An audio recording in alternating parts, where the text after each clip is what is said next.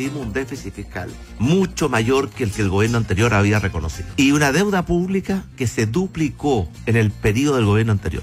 Pero la segunda razón es que la magnitud de las demandas y urgencias sociales y las reformas que tenemos que hacer son de tal magnitud que yo pensé que no era oportuno rebajar el impuesto a las empresas, y anuncié en consecuencia que se iba a mantener en su tasa actual del 27%. Ya, pero ¿cuánto hay de eso y cuánto pesa frente a eso el realismo político? Es verdad que la oposición había marcado con mucha claridad de que bajo ningún punto de vista iba a apoyar una medida de esa naturaleza. Y por tanto lo que queremos hacer es buscar otros mecanismos para promover la inversión, la innovación, el emprendimiento. Un país que no invierte, que no innova, que no emprende, no es un país que avanza. Hicimos algo que nos creíamos que era conveniente y además, como usted dice, que tenía una cuota de realismo político. No hay que cometer errores. Fíjese usted que el ministro Arenas, ¿se acuerda usted, el primer ministro de Hacienda del gobierno anterior? Se precipitó tanto que hizo una reforma tributaria que terminó siendo una reforma que causó un grave daño a la capacidad de crecer, de crear trabajos, de mejorar los salarios de nuestro país. No queremos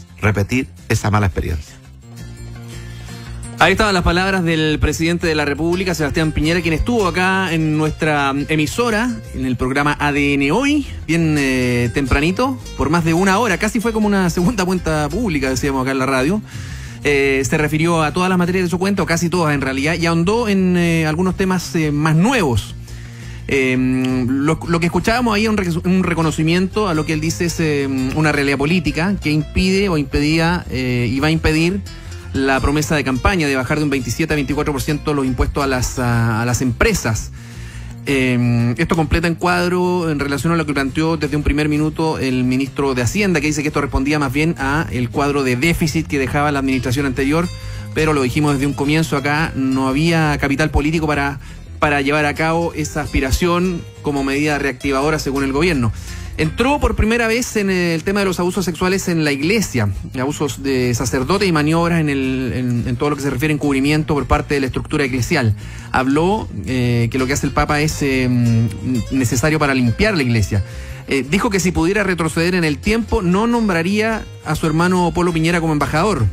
Hubo definiciones en materia de adopción, ahondó en ellas, dice que se privilegia, por supuesto, al niño y da criterios a los jueces para descartar algunas parejas con antecedentes, por ejemplo, de violencia intrafamiliar, de droga, alcoholismo y otro impedimento, pero que en definitiva es el juez quien debe determinar si concede la adopción a otros tipos de familia, abriendo ahí la puerta a la adopción homoparental. También entró el tema de los piropos. Nos trató con cariño acá. Andrea.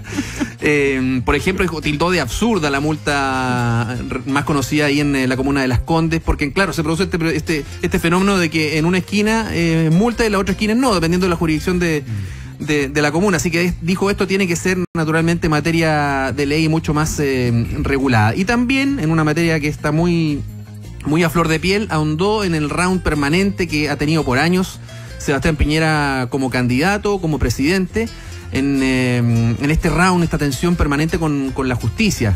Por ejemplo, lo último que ocurrió ahí en San Antonio, donde un juez de garantía dejó en libertad a una persona o unas personas que llevaban prácticamente un arsenal de armas. Hubo un error, entre comillas, de procedimiento y por lo tanto no se les detuvo. Hay una tensión ahí bien fuerte en materia de seguridad ciudadana. Incluso la iniciativa que anunció en el Congreso, esto de que la reincidencia para los menores de edad sea considerada un agravante, también es una polémica que ya hemos tratado. Toda esta materia, toda la entrevista, punto por punto, en su totalidad, la puede revisar, por supuesto, en adn.cl.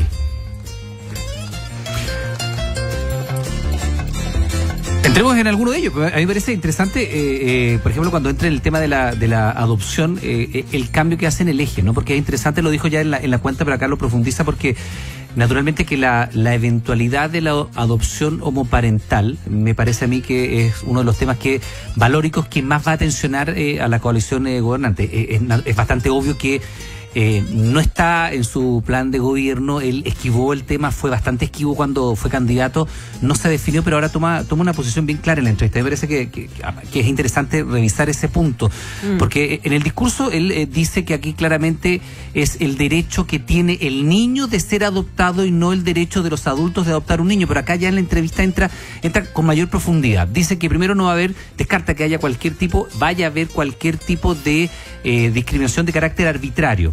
O sea, que en definitiva lo decía el juez. Lo decida el juez, pero es interesante que quien encabeza una coalición que es de centro derecha, donde coexiste naturalmente un alma más conservadora, representada por parte de la bancada de RN, ¿no? Esta bancada más bien confesional que hay en RN, y una parte muy relevante de la UDI, él haga este gesto tan relevante, me parece a mí, decir, ¿sabe qué? La adopción homoparental es una posibilidad. No va a ser la primera opción, naturalmente, y eso quedará a criterio del juez, para mejor hacer valer el derecho que tiene el niño de tener una familia. Porque la alternativa de cerrarse la adopción homoparental y decir solamente matrimonios convencionales, luego solo personas que sean heterosexuales, la alternativa a esos criterios que son los que han permanecido en el sistema es que los niños sigan institucionalizados. Porque naturalmente es mucho más fácil entregar un niño en adopción cuando es guagua, cuando es recién nacido, cuando es pequeño, a que cuando van pasando los años. Hay una natural atención o interés de quien quiera adoptar un niño de hacerlo a la más temprana edad para el apego, para todo lo que significa. Me imagino yo, no tengo hijos adoptados, pero me imagino yo que eso ha de ser un factor relevante. Pero bueno, si tú cierras este camino e impides que familias homoparentales puedan adoptar, cuestión que aquí queda abierta, que me parece que eso es lo interesante, la alternativa para que todos los que se oponen es que esos niños sigan institucionalizados y que sigan metidos en hogares de cerami sin tener un derecho a una familia. Si finalmente lo que tiene que ver el juez es si la persona o la pareja que quiere adoptar a un niño tiene la capacidad de entregarle amor, que es lo más relevante, amor, y naturalmente luego satisfacer las necesidades de ese menor, económicas, sociales, educativas, en fin, pero protección y amor es más relevante, y esa protección y amor no te la da solamente una familia tradicional. Dice Piñera, y yo rescato esa parte de la entrevista, sé que hay otros temas que son tanto más masivos probablemente, el de la ISAPRE, el de no rebajar los impuestos a las empresas, en fin, pero me parece que se hace cargo de un tema que es súper relevante, y es decir, mire, aquí vamos a buscar lo que sea mejor para el niño. Sí. Y aquí lo importante es el amor. Y también dice, no hay una forma de hacer familia en Chile, y eso es una realidad de la cual se tiene que dar cuenta. Que era una definición que costó, porque claro, uno puede decir e insistir en la idea, que fue lo que habíamos visto hasta ahora, de que aquí el que tiene el derecho a ser adoptado es el niño por sobre el derecho de los padres, y eso lo habíamos escuchado permanentemente de parte del presidente y de los distintos ministros y representantes de el oficialismo de Chile Vamos. Pero la pregunta de fondo era, ¿qué es la mejor familia? ¿Qué es el mejor núcleo para ese niño? ¿Una familia homoparental puede ser el mejor núcleo para ese niño? Y esa había sido una pregunta que costó mucho que se contestara de parte del gobierno de Sebastián Piñera, porque obviamente tensionaba, porque obviamente había miradas distintas. Y va a tensionar. No solamente al interior de los partidos, donde en Renovación Nacional hay personas que piensan distinto, en la UDI hay personas que piensan distinto, en Evópoli está un poco más alineado, ¿no? Pero dentro del gabinete también hay miradas distintas respecto a este tema. Entonces, claro, era una salida esto de insistir con la idea de que aquí lo que se iba a priorizar era el beneficio del niño, y en eso nadie puede estar en desacuerdo. El tema es qué significa eso, qué hay de fondo respecto a qué es lo mejor para un niño.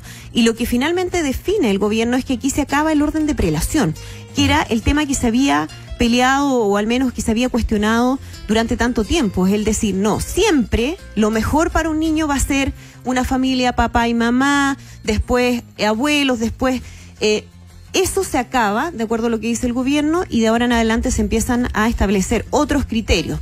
La pregunta que queda, porque sabemos qué es lo que se va a descartar como posibilidades de padres adoptivos, que decían, gente que tenga antecedentes, que sea adictos a drogas, alcohol, que tengan antecedentes de violencia intrafamiliar, y son como elementos básicos, los que todos estaríamos, ¿no?, absolutamente claros, ¿no?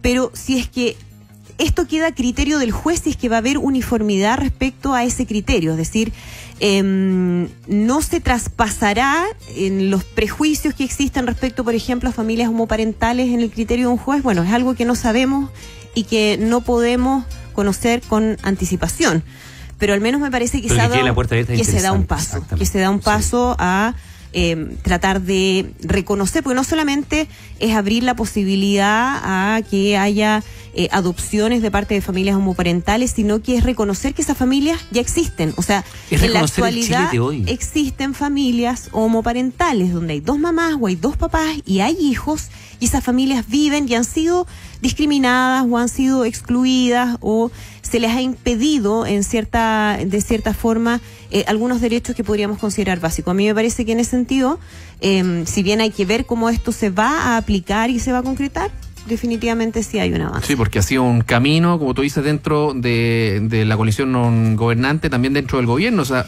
apenas terminada la cuenta del presidente Piñera, el ministro de Justicia, Hernán Larraín, sintoniza con el criterio general, pero dice se va a priorizar a las familias de padre y madre. Entonces, ojo con lo que llegue como proyecto de ley, lo que salga del Congreso y los criterios que se le entreguen al juez, que en definitiva va a tener que tomar una decisión. O sea, algo que todavía se está construyendo. Claro, porque es que se supone que no va a existir esa prelación establecida.